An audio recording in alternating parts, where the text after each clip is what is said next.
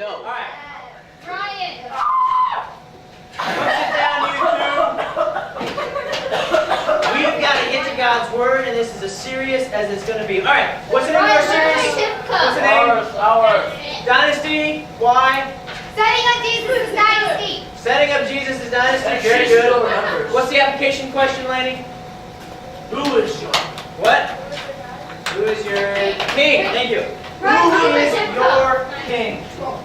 Sit up. You're crazy. Sit up. I Who just is your king? ate all that. Hey. Now, I have a very special quest for all of you who indulged in sugar. Woo! You gotta pay attention now. You gotta fight the sugar buzz because we're gonna look into God's Word. Who wrote this book? God. Okay, yes, God wrote this book, and He's got some things to tell us. So we're I gonna want look to know into this. this. All right. What happened last? What chapter are we in? I lost my place. 13. What happened last time? We were in Dynasty. What happened last time? I don't know. Someone died. Was the last time, oh, the guy said he was, if they surrendered, he would take out all the right eyes, but he would let them live. Yes. His name was Naaman or something like that. And right. He was threatening the. I can't remember. Was it Urias G-Ball? Something like that. He was threatening a town of Israelites. And word got to Saul, and he started crying. Oh. No, what happened? He's like, no. He got What mad, he did he took make an you ox, do? cut it up in pieces, sent it to Oh. everybody, and said, if you don't show up here at this time, the same thing will happen to your ox. Yes. He got mad. Shots fired. He got- He was consumed by a righteous He got fury. mad, and he went with a huge army, and they decimated the Ammonites. The Ammonites who were doing this, they just decimated them. Absolutely decimated them. And so everybody made him king again.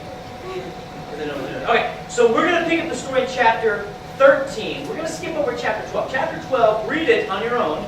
But chapter 12 is like Samuel's farewell address to the people. And he tells him in that farewell address, by the way, I told you you're not going to like the fact that you chose a king. And he just says all this stuff in there. Now, he's not gone yet. Samuel still has some jobs to do. God still has him. But that was kind of his farewell address to the people of Israel. So we're going to go to chapter 13. We're going to pick it up with Saul. Here we go. Verse 2, chapter 13. Saul chose 3,000 men of Israel. 2,000 were with Saul in Michmash. And by the way, that's a fun thing to say. Say it. Michmash, okay. Michmash. It's no country of Bethel.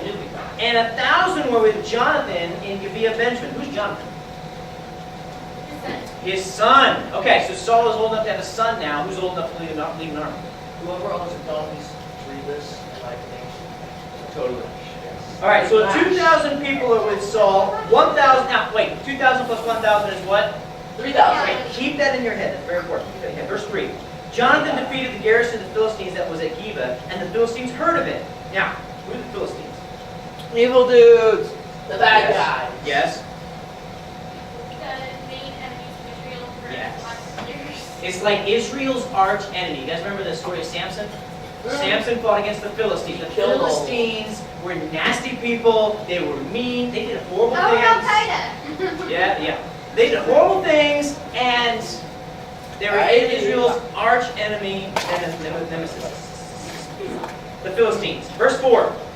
And all Israel heard it, said that Saul had defeated the Philistines, the garrison of the Philistines, and also that Israel had become a stench to the Philistines. The people were called out to join Saul at Gilgal. Okay, basically what they're saying is, hey, war's happening between Israel and the Philistines, and at first, Israel's just kicking butt, okay? And Saul's popularity, his fame is spreading because they're like, or not, that's Saul, not Saul. Saul's popularity is spreading because he's defeating the enemy of the Philistines. The Philistines had a strong grasp on Israel right now in this time frame. And they're getting their butts kicked by Saul, and so that's going pretty good. You think the Israelites are pretty happy right now, right? It's like, yes, our enemies, those people who are oppressing us, Saul, our king, he's actually doing something about it. That's pretty good. By the way, Jonathan, Saul's son, he's one of my biggest heroes. He is a stud. He takes on a whole garrison by himself and his shield bearer in chapter 14. Read that story. It's a cool story. But not only that, I'll get to it. Stud.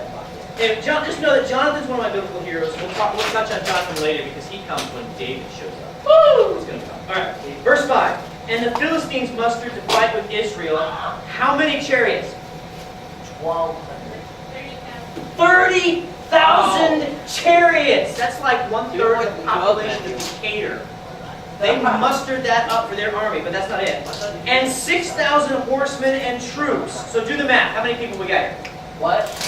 30,000 chariots, 6,000 horsemen and troops. Put that together. 36,000. 36,000. Wait, we gotta add If you 3,000 were to earlier. bet on an army, in human speaking terms, who do you think would win when you have 36,000 against 3,000? Yeah, if you're the human odds, human reasoning, you've got one army that's got 36,000, one army that's got 3,000. It's no contest. Depends on how trained the three Who's better equipped?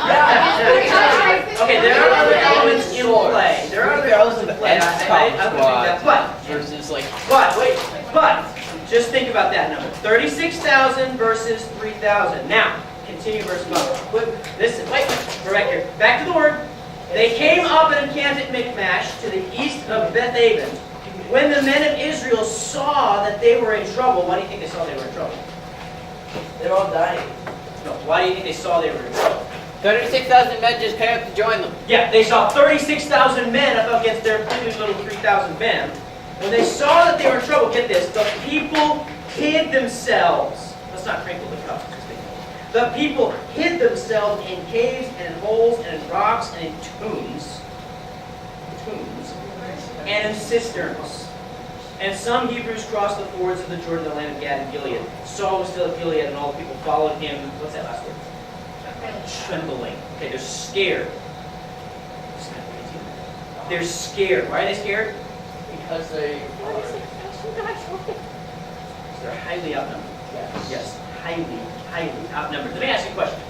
If you, let's say the bell rings, you get out of school, you go out the back door, for some reason you're by yourself, you walk out the back door of your school, you look up and there's 40 bullies sitting there waiting to pound them. Ha! I would beat them all. And the door's locked behind you. I would smite them. I have my pocket knife. No, I would just stand up on the lunch table and call on the Lord's power to smite Alright, just think about it. Would you be scared? Would you be at all nervous at all? I would be nervous. Depends on how old they are. I would use my ninja powers. I would like my pocket knife kind of like at my hand. There are if 40 I needed to use it. Matthew, I'm Right. I'm going to go out on a limb and say that you'd be scared, Let's even do if it. you were scared, you'd be scared. Alright, listen up. Back to the word. Verse 8. Verse 8. He waited, this is back to Saul, he waited 7 days, the time appointed by Samuel, but Samuel did not come to Gilgal, and the people were scattering from him. The people were what? Gilgal. Scattering. Scattering. What does that mean? That means like, this person goes that way, this person goes that way. His army is abandoning him. Like how friends do when you get out of high school. They're abandoning. What? They were quaking in their boots and they were abandoning him. And Samuel and Saul had an appointment to meet at Gilgal. They had an appointment to meet at Gilgal, and Samuel hasn't shown up. And his soldiers are abandoning him. What do you think Saul's feeling now? sorrow. Disappointment, hurt, sorrow, fear. Sadness, Okay, anger. exactly. So, look at verse 9. So Saul said, "Bring the burnt offering here to me and the peace offerings." And he offered the burnt offering. Okay, let me talk about this verse for a second. Saul was supposed to meet with Samuel. Samuel was going to offer the burnt offering. Samuel was going to seek the favor of the Lord and the blessing from God, but he didn't show up at the appointed time, so Saul did it without him. He disobeyed the command. And here's something else interesting about Saul. And you're going to see this as we continue to study Saul. He kind of treats God like a genie in a bottle. He does this several times. He says, if I offer my sacrifices, God's going to show favor on me. If I say my prayers just right, God's going to have favor on me. If I go to church every week, God's going to have favor on me. Is that the way God works? No. God doesn't work like a genie. God wants a relationship. Remember what Josh McDowell said last week in the testimony? That God is passionate about a relationship with you? You can't manipulate God. You can't be like, do whatever I want during the week, come to church on Sunday, and God thinks I'm okay. No, it doesn't work that way. But Saul, rather, is treating God like that. He's like, if I just do the sacrifices, that's what God wants, he'll be happy, and I'll win this battle. That's the way he's treating God. Verse 10. As soon as he had finished offering the burnt offering, behold, Samuel came. And Saul went out to meet and greet him. Have you ever been caught doing something wrong? Like, No. whoa! Hey, Mom! Don't look right there. What's Totally that? didn't burn the dog. You ever been caught doing something wrong? And so you're like, hey! Let's go over here so you don't see what I was doing over there. Yeah. Yeah, that's kind of the feeling I get right here that Saul's like, hey, Samuel! Don't look at me. Samuel! No, that's kind of what's going on here. But it's too late. Verse 11. Samuel said, what have you done? You idiot. What have you done? And Saul said, when I saw the people were scattering from me, and that you did not come within the days appointed, and that the Philistines had mustered at Michmash, I said, now the Philistines will come down against me at Gilgal, and I have not sought the favor of the Lord. So I forced myself and offered the burnt offering. If I say excuse, No. I say excuse. Excuse it. I had to do it. You didn't show up. My enemies are all around me. My army's deserting me. So I just had to do it. I had to do sacrifice. Even though I know I was disobeying, I had to do it. You idiots. It's like, it's your fault. It's your fault I'm disobeying. I had no choice. Verse 13. Matthew, don't pretend you haven't done this Verse before. 13. Verse 13. Back to the word. Verse 13. And Samuel said to Saul, you have done, what's that word? Foolishly. You have not kept the command of the Lord your God with which he commanded you. For then the Lord would have established your kingdom over Israel. What's that word? Forever. He would have established your kingdom over Israel forever. But now your kingdom shall not continue. The Lord has sought out a man after his own heart, and the Lord has commanded him to be prince over his people, because you have not kept what the Lord commanded you. And Samuel rose and went from Gilgal. The rest of the people went up after Saul to meet the army. They went up from Gilgal to Gilgal. God takes disobedience very seriously. Saul disobeyed, and it cost him the kingdom of life. God takes disobedience extremely seriously. So Samuel shows up. Instead of doing what Samuel was going to do, offer the sacrifices, put a blessing on Saul, and then I'm sure after that, Saul would have gone out and just wiped out their 36,000 people because he had God on his side. Instead of that, Samuel leaves. And then it says, and Saul numbered the people who were present with him about how many? 3,000. 600. Do the Wow. math. How many have abandoned him? A lot. 2,400. He's left with 600 men. Against how many? 120. 36,000. Verse 16. And Saul and Jonathan his son, and the people who were present with him, stayed in Gibeah of Benjamin. And the Philistines encamped in Michmash. And raiders came out of the camp of the Philistines in 3 companies. One company turned toward Ophrah and the land of Shual. Another company turned toward Beth Horon. Another company turned toward the border that looks down the valley of Zeboim, toward the wilderness. So the Philistines have a camp. Saul and his 600 men are in the wilderness, they're in their area, and the Philistines separate into 3 strategic armies and set up in places around where Saul is. Saul does not have the favor of the Lord. And the kingdom has been taken away from him. He's still king, but God is going to shift that to someone else. And Saul's about to face this huge army. And that's where we're going to leave the story. Come back next week. Or you could just, Oh, you you're know, or Right. you count it. yeah, that's the thing. Or you could just, you know, Or read you could ahead. just read ahead. Yeah. Verse 13 is our key verse. Gavin, our key verse. Can you throw it up there for me? And Samuel said to Saul, you have done, what was that word again? Foolishly. You have not kept the commandment of the Lord your God with which he commanded you. Okay, I have a question. Question. Have you ever done foolishly? Yeah. Don't give me the example. Don't give me the example. Just yes or no. Oh, yup. Yes. every one of you have done foolishly. Now, here's what I mean by that, okay? I'm talking about intentional sins. What Saul did was an intentional sin. An intentional sin is doing wrong on purpose. It's, I know I'm not supposed to do this, but I don't care. It's, I know that God doesn't want me to do this, but I don't care, I'm going to do it anyway. Intentional sin. You guys ever done that? Yep. Say yes. So, Maybe once. What? Okay. When I was in college, which was not as long ago as I would like to say. When I was in college, we had chapel every day at 9 or 9:15. And when you walked into chapel, there was a sign-in sheet, and you just initialed by your name, and then you would go and sit down, and that's how they took attendance at chapel. Many times, I went there, signed my initials, and then went back to my dorm. And I would sleep, or I'd play video games, or anything else, but do what I said I was doing. I said I was going to chapel by signing that attendance sheet. That was intentional sin. I knew it was wrong. I didn't care.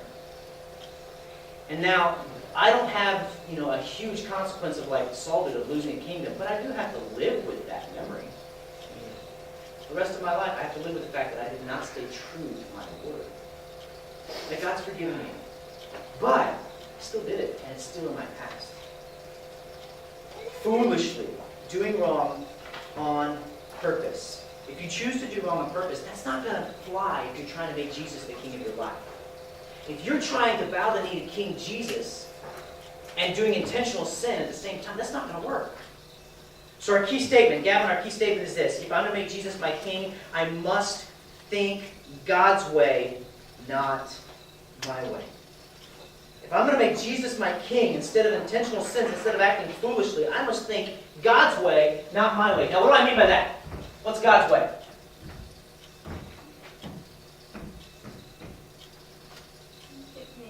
Okay, commandments. Where's God's way found?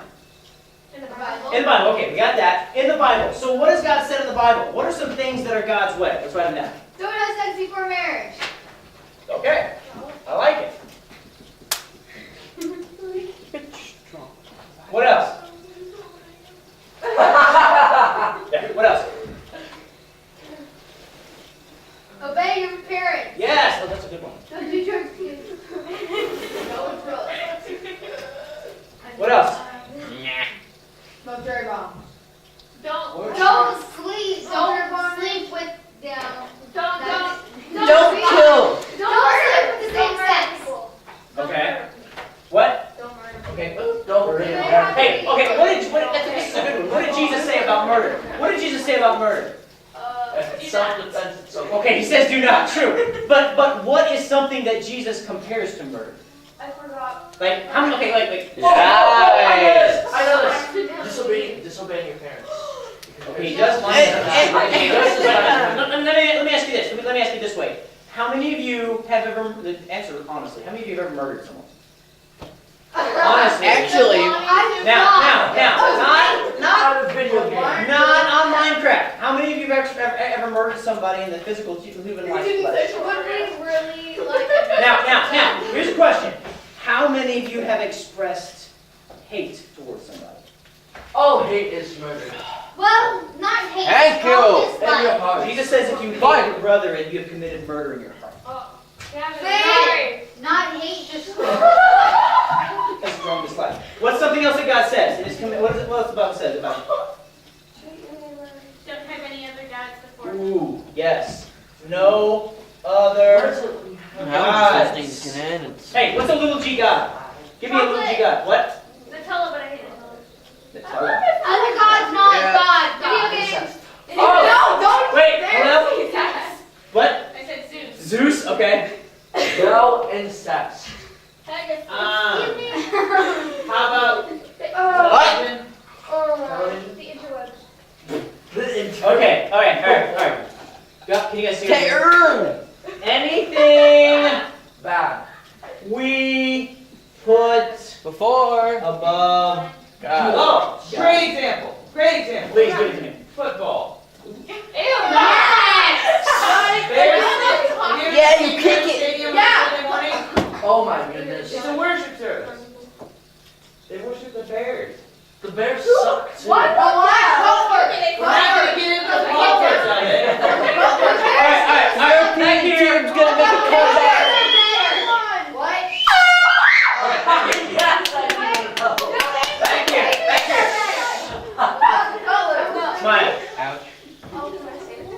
Same one.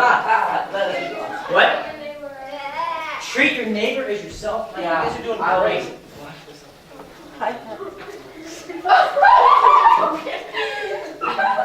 All right, stop for a second. Stop for a second. And then you go be like, Now, I don't want you to answer out loud, but answer in your heart. Look at this list. Answer inside. How many of you struggle with something on that list? Maybe some things. I'm going to take a bet and say that every single one of you struggles from this one from time to time. Yes. no. At the least. And you Emily, don't lie to I'm gonna say yourself. maybe you don't hate, but maybe you have hateful attitudes towards somebody. And I'm going to say that every single one of you has put something above your relationship with God at some point in your life. Am I right? yeah. Now, Matthew's really trying to say something, so I'm going to give you the floor for just a second. Wait, okay. First, that goes back to the lesson. Each person in the Israelite army would only have to kill 12 of the people from the other army. And it's so easy to do. No. Yeah, 12. There's six- Wait, stay with it. And I forgot the other thing. And does the first thing say don't have sex before murder? The guy wants to. We are not Black Widow spiders, okay? Gracious. Except for when. Why? Is there something you're not telling us? Emily. I'm just gonna, we're just bread, black village. All right. Hey, listen up. Listen up. Back to our key statement. Listen, back to our key statement. If I'm to make Jesus my king, I must do things God's way, not my way. That's not always easy, but it's the way that God has called us to live. If we are going to submit and say, King Jesus, then we have to live by his rules. And by the way, is that freeing or is it enslaving to live by God's rules? Free. It's freeing. It may not seem like it, but it's actually freeing. You live a life without consequences. You live a life where you're pleasing to God. It's actually freeing. When we do things our way, we just get into trouble. Yeah. When we do things God's way, he frees us from that. All right, so this is what I want to do. We're going to do prayer pals. Gavin, go to the slide that says prayer pals. I want you to hook up with somebody of the same gender. I mean, if there's an odd number, there could be one group of three, but I want to keep it one-on-one as much as possible. Hook up with somebody, and then answer these questions, okay? You answer these questions to your prayer pal, and that prayer pal will answer them to you, and then you pray for each other. How